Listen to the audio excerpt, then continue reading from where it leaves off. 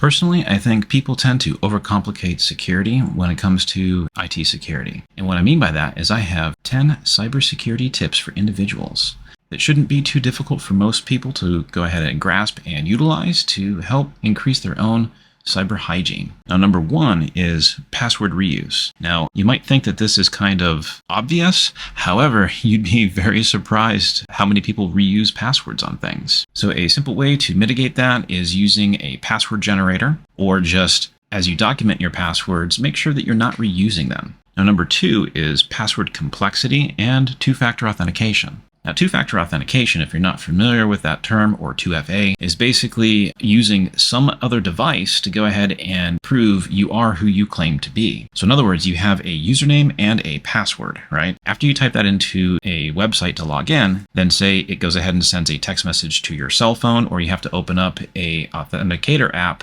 like Google Authenticator or Microsoft Authenticator on your phone to be able to go ahead and type in some digits or a PIN to be able to access the website that you're trying to get into. Here's number 3. Don't download software via advertisements. Now, I'm not saying never download any software via an advertisement because it could be a really good deal. However, you as the user need to go ahead and actually verify the authenticity of the site that it's coming from. So for example, let's say that it's a Adobe program, right? Now in the URL bar up at the top of your browser, if it doesn't end in adobe.com, so let's say it's adobe.com.something.else.xyz or .com or whatever, that is not a legitimate site. Number 4 is think before you click. And what I mean by that is, say that you get some kind of urgent email that, Amazon is misshipping to a different address or something that you have to click on immediately. Now, chances are it might not be from who you think that it is actually coming from. Now, a simple way to go ahead and look at this is to look at the from field in the email address. So if you're getting an email to go ahead and do something about your Amazon account and it came from a Gmail address, well, guess what? It wasn't from Amazon. Now, number 5 is keep all of your apps and operating systems up to date. Now, you might be running some older software, let's say an older version of Office, that you're like, hey, it still works, right? Why should I go ahead and update it? Well, the thing is without security updates, you are vulnerable to attack. More so than if you were to have a current up-to-date version of Office or a O365 subscription, which always provides the latest version of the software. But wait, don't Windows updates just make my computer slower because that's the way that it seems like after I install the updates? Maybe, or it could just be that you're not maintaining your machine afterwards.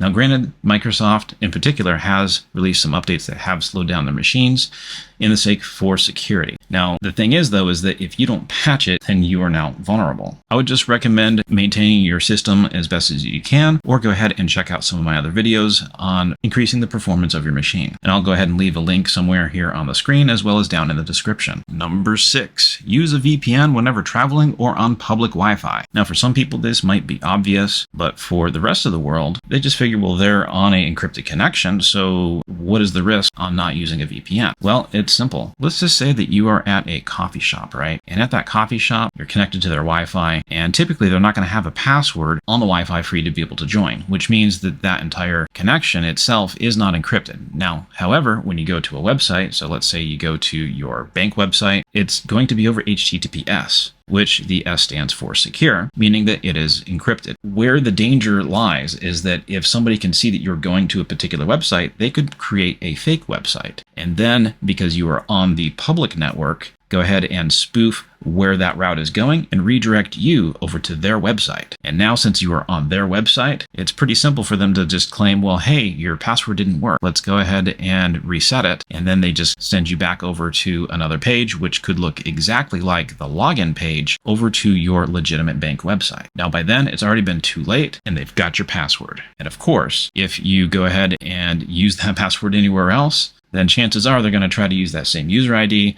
and password and attack other sites across the web to see if they can access them with your credentials. Number 7, don't friend request everybody on social media or accept their friend requests, nor should you ever post anything that you don't want to be public. Even though you may perceive that it's private, there is the possibility that it could go ahead and be released publicly. Now, I have some friends online that they have like thousands of friends, and well, they have a higher probability of getting attacked, and they really do. Ever receive a Facebook Messenger post on something about, hey, how have you been? I haven't talked to you in a while, and I really got to tell you about some kind of program in which you typically are going to get paid for. Well, although I do like to kind of take them along for the ride and just kind of screw with them and waste their time, initially it's usually a bot that is actually doing this. And when a bot does it, it's typically going to have a bunch of canned responses to interact with you as a person to try to get you to click on a link. But when you start saying, well, hey, this link doesn't work, and it's just redirecting me back to Facebook, and then what I've done is like faked a screenshot and created a link to go ahead and basically honeypot the attacker into providing me their IP address so I can see where they are in the world. And then I start to screw with them. Number 8,